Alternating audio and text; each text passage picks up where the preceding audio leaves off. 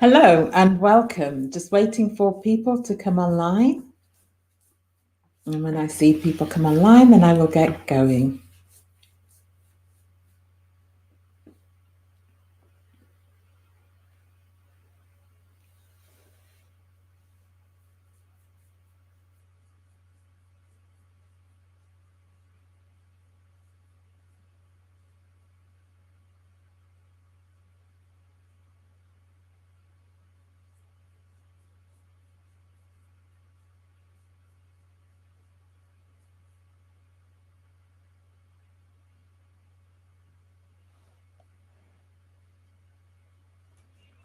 Now I'm just going to check in the Facebook group to see if there's anybody online there.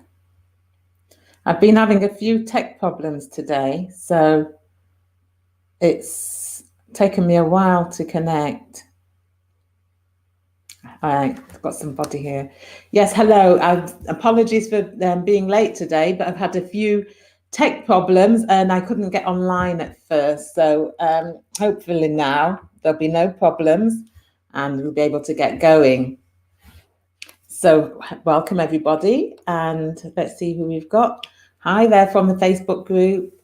And as always, just let me know which part of the world you're joining from today.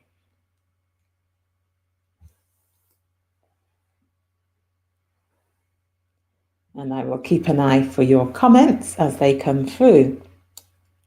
So welcome to Positioning Yourself for Promotion, for your next promotion or career move for introverted women leaders. And if you're thinking about going for your next promotion or you want to make a career change, having a plan and positioning yourself and placing yourself in the best possible position to get the role that you want will give you a great start to making it happen. And so today, that is what I'm going to be sharing with you, ways in which you can do this. And so for those of you who don't know me, I'm Carol Stewart. I'm the author of Quietly Visible, Leading with Influence and Impact as an Introverted Woman. And I'm an executive and career coach, and I'm known as the coach for high achieving introverted women because I coach women who are senior leaders to be visible, to exude presence, to influence and make an impact. And if we're not connected, then follow me here on LinkedIn or send a connection request. And if you're not in my High Achieving Women Facebook group, do find us on there. Or if you are a senior leader, then you can join my High Achieving Introverted Women LinkedIn group for senior leaders. Hello, Karina in Quebec, and hello, Alarotera in Lagos. It's great to have you here today. So what I'm going to cover in this quick live session is creating a strategy and doing the work on you, getting a sponsor, and utilizing your network. And so by the end of this session, even though it's short and sharp, you'll be clear about what steps you can take to position yourself for your promotion or next move. And if you need further support from me, I'll direct you to where you can go to get my support. So having a strategy and doing the work on you.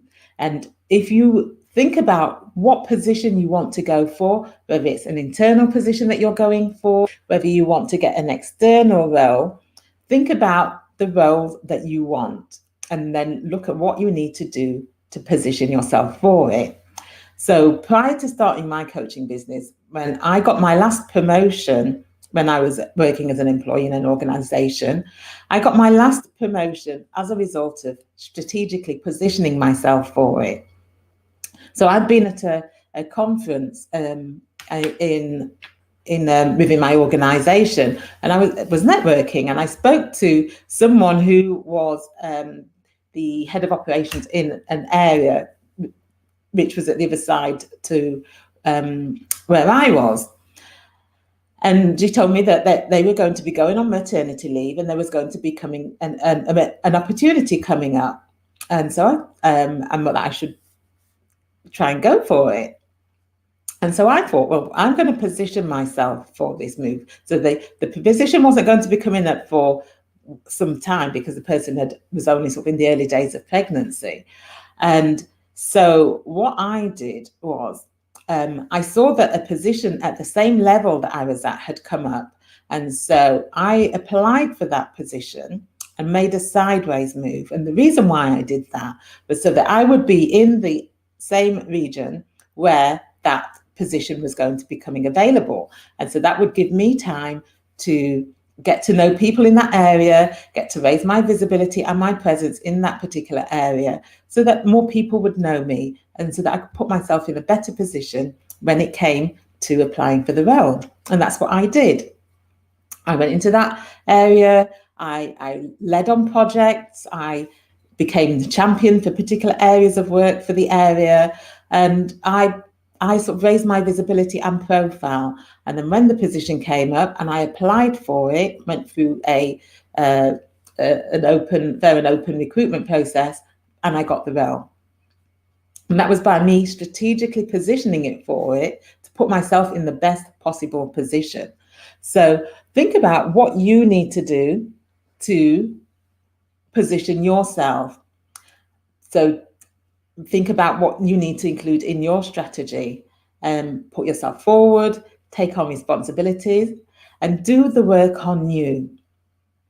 So if you've got any self-limiting beliefs that may be getting in the way of putting yourself out there and promoting yourself or making yourself visible, then do the work on you and address those and develop the skills that you need to take in order to fulfill the role that you want to go for.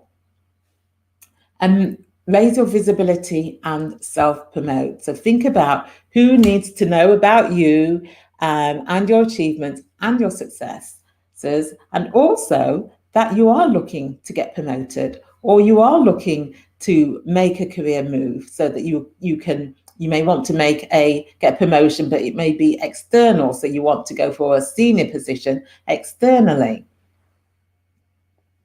The second thing is getting a sponsor. So when it comes to having a sponsor is someone who is influential at a senior level, who will champion your cause, and they will talk about you to decision makers, as well as making you aware of opportunities as and when they arise. And basically, a sponsor will blow your horn and tell people about your achievements, your abilities, and that they think that you are capable of doing particular positions or particular roles.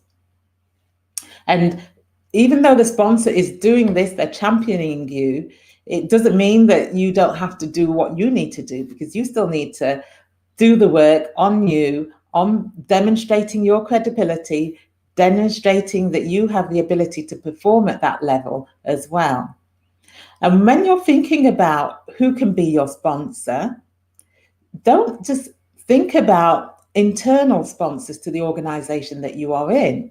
So I had a client who wanted to go for a promotion, and they just had a new chief exec had joined, and their chief exec didn't know her. So they didn't know whether she was suitable to apply for that role. And there was talk that the chief exec had sort of made reference to that as well. So in order for her to raise her visibility and to be seen by the chief exec for her abilities and what she was capable of, she looked for sponsors. But she didn't just go within the organization, she went to stakeholders as well. So looking at those stakeholders who were the same level as her chief exec, and she had a good relationship with them. And as a result of that, and then being her sponsors, when they were at meetings with the chief exec, they would be able to champion my client. They would sing her praises and they would be advocates for her. And when the role was advertised, she applied for it and she got it. And by this time, it had helped her to develop and nurture a relationship with the chief exec, because they had got to know about her. And so that meant that they became aware of her and what she was capable of and what she was able to do. Hi, Melanie. It's good to have you here. And Grishma from London. Hello. It's good to have you here. And so who do you think can be your sponsor? Who do you know within your organization or externally or stakeholders who can be a sponsor for you? Now have a think. You don't have to let me know, but just have a think. Who can be your sponsor? And if you can think of someone who you can approach to be your sponsor, just type in the comments and say, I have a sponsor in mind.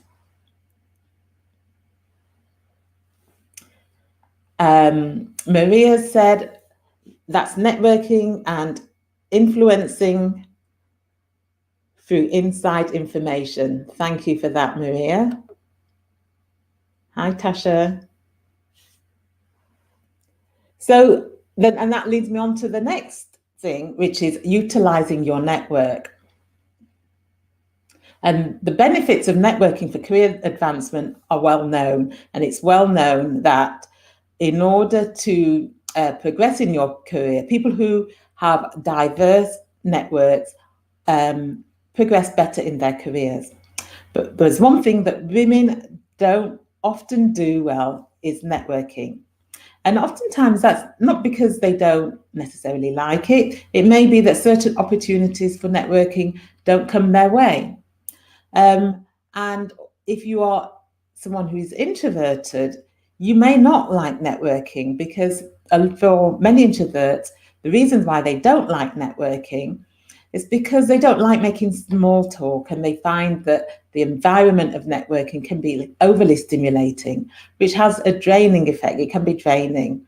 And when you feel drained, you're less likely to want to talk and engage with others. And as I mentioned, networking is pivotal for your career advancement. And it's rumored that 70 to 80% of senior executive roles are never advertised. And instead, they're filled through what's called the hidden job market.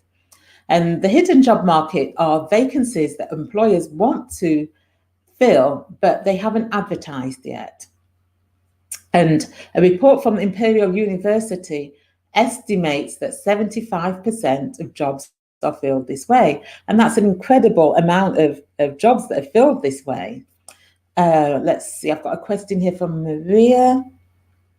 What are your views about the fact that now with remote working, there is a lot harder to get together and have those invaluable talks outside the meeting room? And that's a great question because, yes, because it is, people are working from home and a lot of meetings are virtual, networking meetings are virtual, networking events are virtual. Oftentimes you don't get to have those conversations. So then what you can do is that people who you want to connect with, if you've been on a virtual event or a virtual meeting and there's someone that you want to connect with, then drop them a message and say, oh, you'd like to have a chat outside of this meeting. You know, are they happy to jump on a Zoom call and have a virtual coffee, or send them an email afterwards and say something similar. Oh, you know, you'd like to extend the conversation from the meeting. Would you be happy to jump on a call and just whatever it is that you want to talk about? And that's a great way of being able to do that whilst we're working remotely.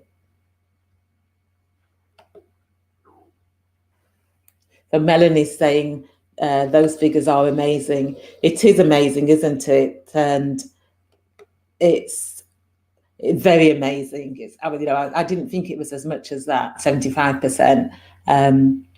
But yes, it is very amazing. And so utilize your network, tap into your network, and utilize LinkedIn and other platforms as well. And LinkedIn is a great way of raising your visibility and connecting with senior decision makers, both in your organization as well as with senior stakeholders as well. And also you can utilize LinkedIn to connect with individuals or organizations that you're interested in working at if you want to make a career transition. And when you connect with these people, engage with their posts and articles, and share your own content and articles that demonstrate your knowledge and expertise as well, and offer advice and solutions so that you can showcase your thought leadership, and that they will see that as well. And because it not only shows your thought leadership, it also brings you to the attention of those decision makers. So I had a client who was looking to get promoted within her organization, and she started writing and publishing articles on LinkedIn. And then that came to the attention of people within her organization, who sort of reached out to her and said, oh, they read her article and they thought it was really great. Whereas ordinarily she wouldn't, if she hadn't have done that, she may not have come under their radar. So Maria's saying, thank you. Yes, it's a case of using your creativity. And that is it. Whilst we're working remotely and we can't meet face to face, then we have to think of creative ways in which to engage with people. I've got some Melanie saying, I need to improve on my LinkedIn engagement. And yes, if you're not using LinkedIn actively and you are looking to progress or to change, then I would recommend it. And I had a client who, she'd reached an inflection point in her career. She was feeling that she'd achieved all that she could in the organization that she was in. She was getting into a bit of a comfort zone as well. And she wasn't quite sure what she wanted to do.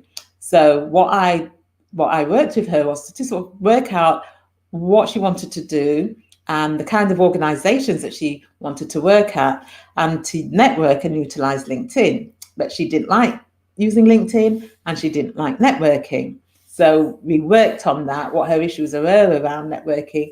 And it was, as I mentioned earlier, a lot of because she was introverted, doesn't like small talk, finds the environment of networking draining.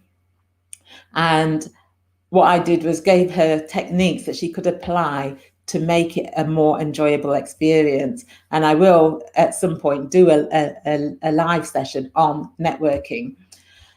So she started networking and she started enjoying it and doing it more confidently. She also started to utilize LinkedIn. She would look at the organizations that she wanted to work at, go to their company pages, look at the people that work there, those who she felt that she wanted to connect with, she would reach out and connect with them.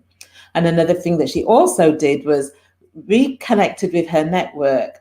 And so people that she'd actually met, that she knew on LinkedIn, she reconnected with them, arranged to meet for coffees with them. And if you're working remotely, then you can always arrange to have a virtual coffee. And someone that she arranged to have a coffee with turned out to be a non-executive director on the board that she'd applied for a role for. And as a result of this, she got the job on her own merit, but this person was able to highly recommend her because they knew her. And if she hadn't reconnected with them, they wouldn't have been able to recommend them. So she may still have got the job, but having somebody who can validate you always helps to put you in a better position. And so she secured a position as a chief operating officer in her new role. So that's about it.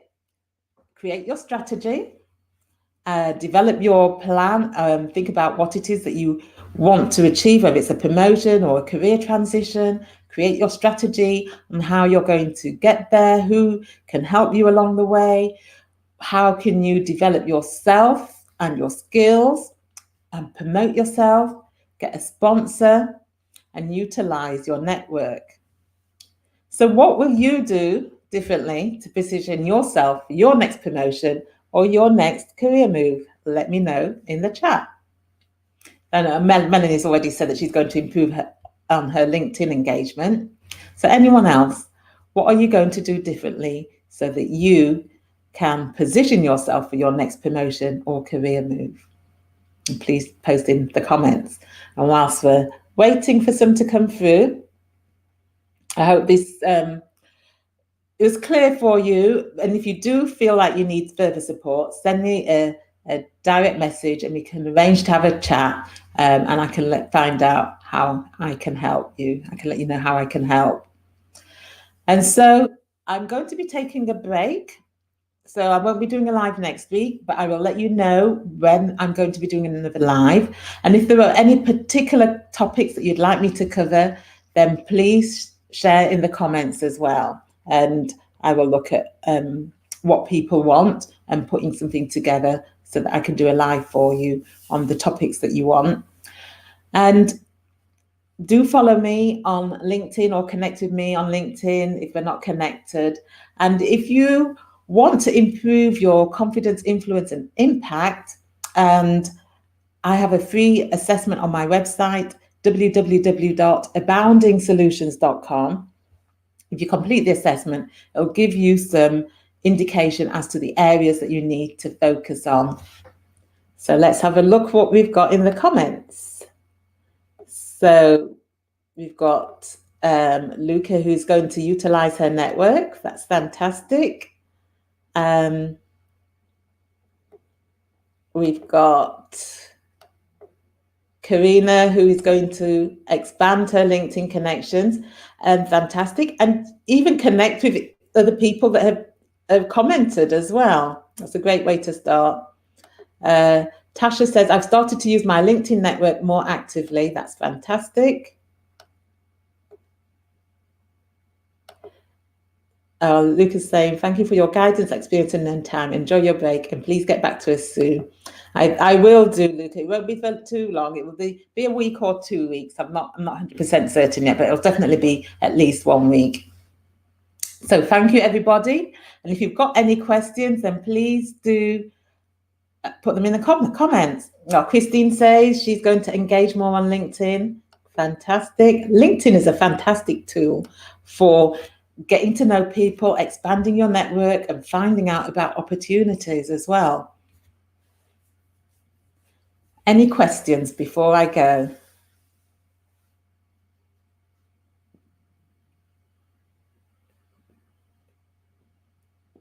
I know sometimes there's a delay, so I'll hang on a few seconds and see if any come through. And if not, I will see you all in a few weeks, couple of weeks, maybe. And those of you in that Facebook group, I will look forward to engaging with you in there. Any questions? No. Sometimes questions come through after I've ended the live session. So I will go through and I will respond to any questions that come on after.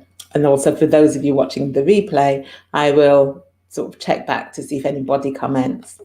So Maria has said to create a blog and use it to lead a discussion on public speaking to raise awareness and how to align your own voice and your business voice.